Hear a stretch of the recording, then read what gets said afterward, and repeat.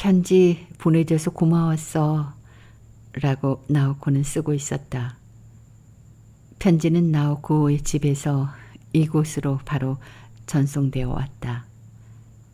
편지를 받은 것은 난처하기보다는 솔직히 말해서 무척 기뻤다. 사실은 자기 쪽에서 편지를 써야 한다고 생각하던 참이었다고 그 편지에는 쓰여 있었다. 거기까지 읽고 나서 나는 창문을 열고 윗도리를 벗은 다음 침대에 걸터 앉았다. 근처의 비둘기 집에서는 구구구구 비둘기 우는 소리가 들려왔다. 바람이 커튼을 흔들었다. 나는 나오코가 보내온 7장의 편지를 손에 든 채 걷잡을 수 없는 상념에 몸을 맡기고 있었다. 맨 앞에 몇 줄을 읽었을 뿐인데 내 주위의 현실 세계가 온통 그 색채를 잃어가는 느낌이었다. 나는 눈을 감고 긴 시간 동안 마음을 하나로 가다듬었다. 그리고 심호흡을 하고 나서 그 뒤를 계속해서 읽었다. 이곳에 온 지도 벌써 4개월 가까이 지났어. 나는 지난 4개월 동안 너에 대해 많이 생각했지. 그리고 생각하면 할수록 내가 너에 대해 공정하지 못했던 건 아닌가도 생각해 봤지. 나는 내게 좀 더 제대로 된 인간으로서 공정하게 행동했어야 옳았다고 생각해. 하지만 이런 사고방식은 그다지 올바른 게 아닐지도 몰라. 왜냐하면 내 나이 또래의 여자애들은 대개 공정 따위의 말은 쓰지 않기 때문이지. 보통 여자애라면 사물이 공정한가 어떤가 하는 건 근본적으로 별 상관이 없기 때문이야. 극히 평범한 여자애라면 무엇이 공정한가 아닌가 보다는 무엇이 아름답다든지 어떻게 하면 자신이 행복해질 수 있다든지 하는 그런 것을 중심으로 사물을 생각하는 법이지. 공정이란 것은 아무리 생각해도 남자가 사용하는 말이야. 하지만 지금의 나에게는 이 공정이란 말이 너무나 꼭 들어맞는 말로 받아들여지고 있어. 아마도 무엇이 아름답고 어떻게 해야 행복해질 수 있을까 하는 건 내겐 아주 번거롭고 까다로운 명제여서 그만 다른 기준에 매달려 버리게 되는가 봐. 예를 들자면 공정이라든가 정직이라든가 보편적이라든가 그런 거 말이야. 하지만 어떻든 나는 나 자신이 너에 대해 공정하지 못했다고 생각해. 그리고 그래서 너를 매우 어지럽게 했고 상처받게 했으리라 생각해. 그리고 그 일로 해서 나 역시 나 자신을 휘둘렀으며 상처를 입혔어. 변명하는 것도 아니고 자기 변호를 하자는 것도 아니지만 정말 그런 것 같아. 만일 내가 내 마음속에 어떤 상처를 남겨놓았다면 그것은 너만의 상처가 아니고 나의 상처이기도 해. 그러니까 그 일로 해서 나를 미워하진 말아줘. 나는 불완전한 인간이야. 난 내가 생각하고 있는 것보다 훨씬 불완전한 인간이야. 그렇기 때문에 내가 나를 미워하지 않기를 바라는 거라면 이해해 줄까? 내가 나를 미워한다면 정말 나는 산산조각나 버릴 거야. 나는 너처럼 자기의 껍질 속으로 쏙 들어가 무엇인가를 해 나갈 수가 없어. 나는 사실 내가 어떤 사람인지 잘 모르겠지만 나에겐 어쩐지 그렇게 보일 때가 있지. 그래서 때론 내가 몹시 부럽기도 했으며 너를 필요 이상으로 끌어들이게 된 것도 어쩌면 그 부러움 탓이었는지도 모른다는 생각이 들어. 사물을 보는 이런 견해가 어쩌면 지나치게 분석적인지도 모르지. 그렇게 생각지 않아? 이곳의 치료 방법이 결코 지나치게 분석적이라고 할 수는 없어. 하지만 나 같은 입장에 처해 몇 달이고 치료를 받다 보면 어차피 많건 적건 분석적이 되어버리는 법이야. 이렇게 된 것은 이런 탓이다. 그리고 그것은 이러이러한 걸 의미하며 그러므로 이러한 것이다 하고 말이야. 이런 분석이 세계를 단순화하려는 것인지 세분화하려는 것인지는 나도 잘 모르겠어. 하지만 어떻든 나는 그때에 비하면 상당히 회복되었다고 자신도 느끼고 있고 주위 사람들도 인정해주고 있어. 이런 식으로 차분하게 편지를 쓸 수 있는 것도 참 오랜만이야. 7월에 내게 보낸 편지는 몸을 쥐어짜는 듯한 느낌으로 쓴 것이지만 솔직히 말해서 무슨 말을 썼는지도 전혀 생각나지 않아. 좀 심한 편지가 아니었는지 모르겠어. 이번에는 제법 차분한 심정으로 쓰고 있지. 맑은 공기, 밖으로부터 차단된 조용한 세계, 규칙적인 생활, 매일 하는 운동. 역시 그런 것들이 나에게는 필요한 것 같아. 누구에겐가 편지를 쓸 수 있다는 것은 참 좋은 일이야. 누구에게 자신의 생각을 전하고자 책상 앞에 앉아서 펜을 들고 이렇게 글을 쓸 수 있다는 것은 정말 멋진 일이야. 물론 글로 써놓고 보면 자신이 말하고 싶었던 것에 아주 일부분밖엔 표현하지 못한 것 같지만 그래도 괜찮다 싶어. 누구에게 뭔가를 적어 보고 싶다는 기분이 든 것만으로도 지금의 나로서는 행복해. 그래서 나는 지금 내게 이렇게 편지를 쓰고 있는 거야. 지금은 저녁 7시 반이야. 저녁 식사도 했고 목욕도 끝낸 시간이야. 주위는 조용하고 창밖은 캄캄해.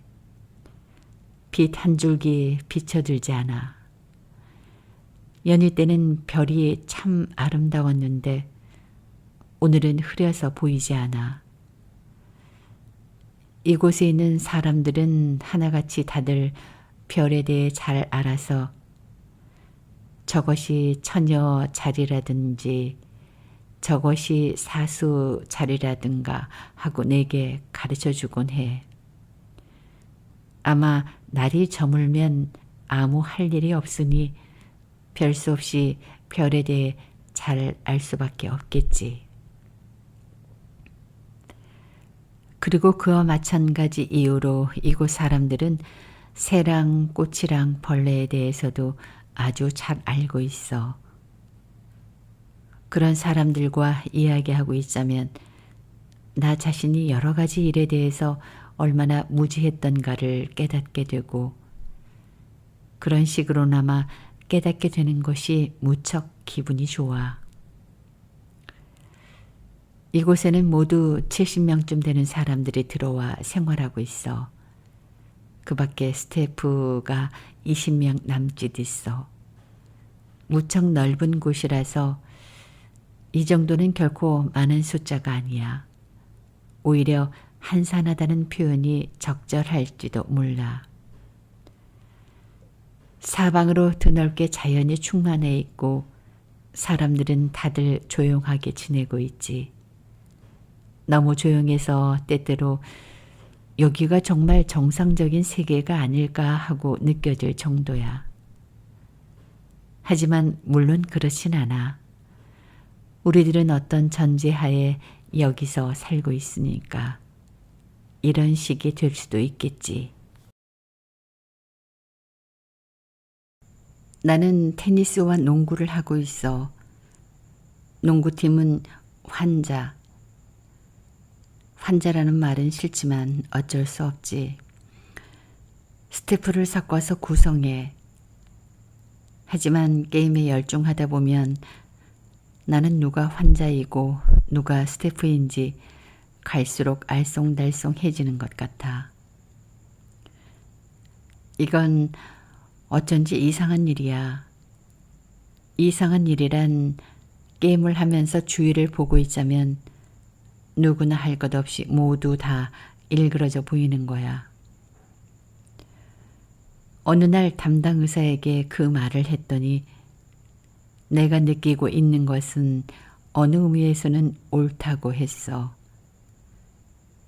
그는 우리들이 이곳에 와 있는 건 그 비뚤어진 것을 교정하기 위해서가 아니라 그 비뚤어짐에 익숙해지기 위해서라고 했지. 우리들의 문제점 중 하나는 그 비뚤어짐을 인정하고 받아들이지 못하는 데 있다는 거야. 각기 사람마다 걸음걸이에 버릇이 있듯이 느끼는 방식이나 사고방식, 사물에 대한 견해에도 버릇이 있고 그것은 고치려 해도 갑자기 고쳐지는 것이 아니며 무리하게 고치려 들면 다른 데가 이상해진다는 거야.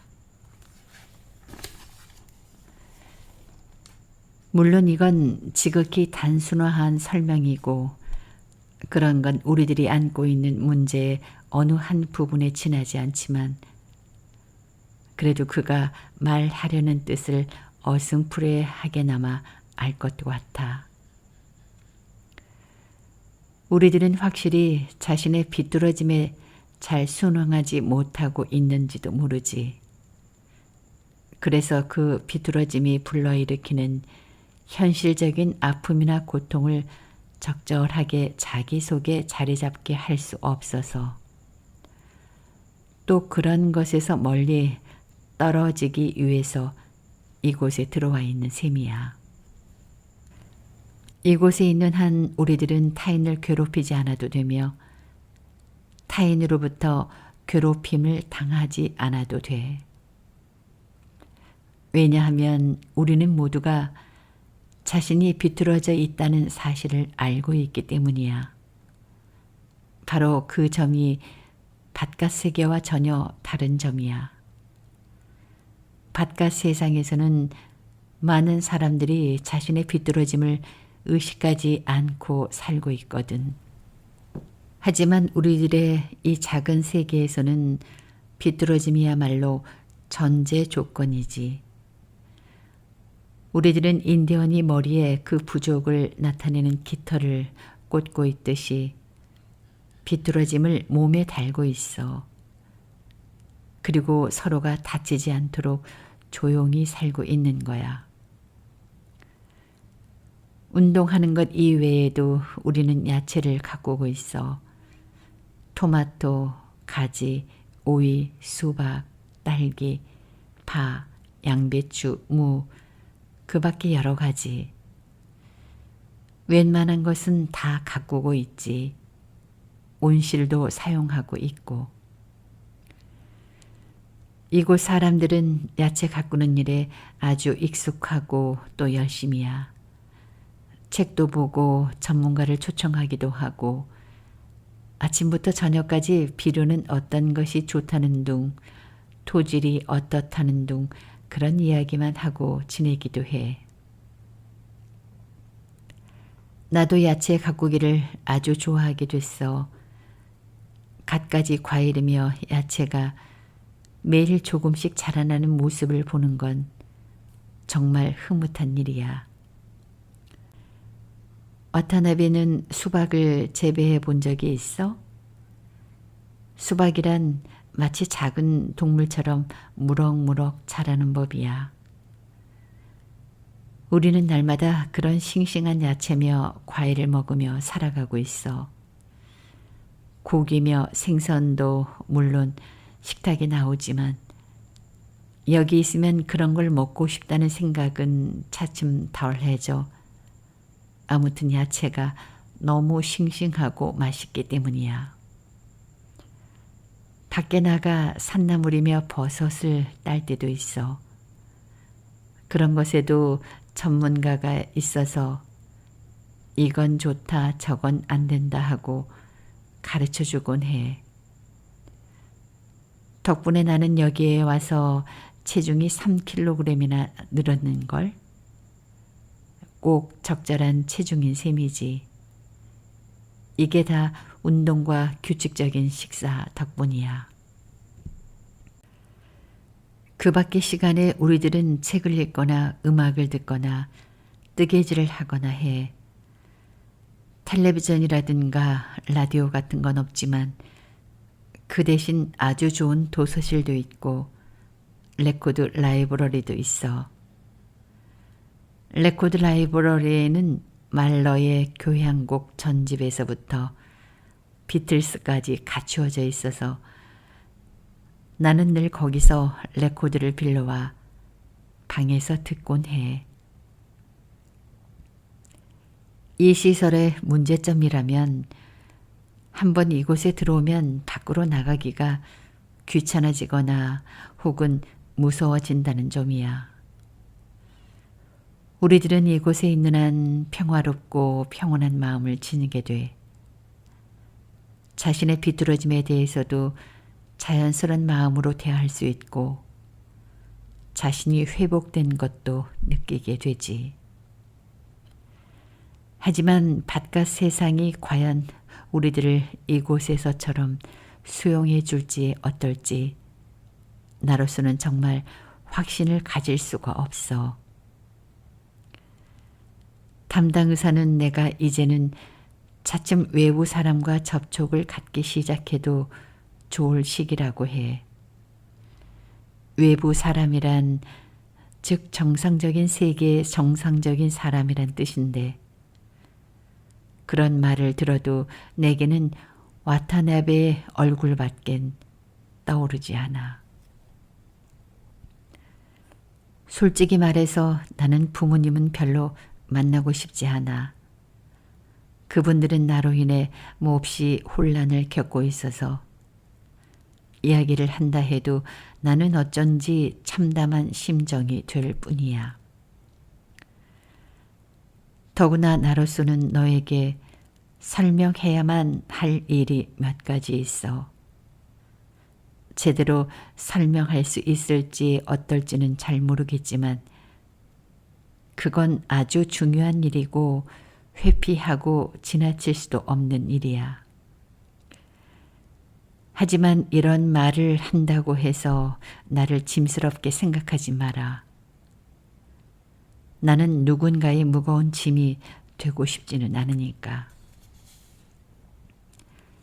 나는 나에 대한 내 호의를 느꼈으며 그것을 기쁘게 생각해.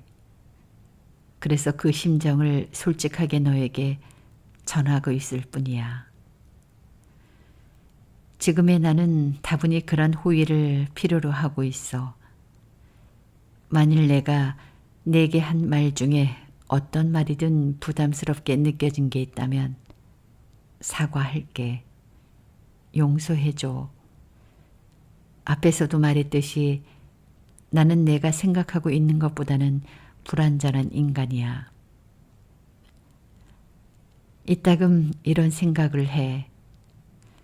만약에 너와 내가 지극히 당연하고 평범한 상황에서 만나 서로가 호의를 가졌다면 도대체 어떻게 되어 있을까 하고, 내가 정상이고 너도 정상이고 기지키가 없었다면 어떻게 되어 있을까 하고, 하지만 우리에게 이 만약은 너무나 큰 부담인 것 같다.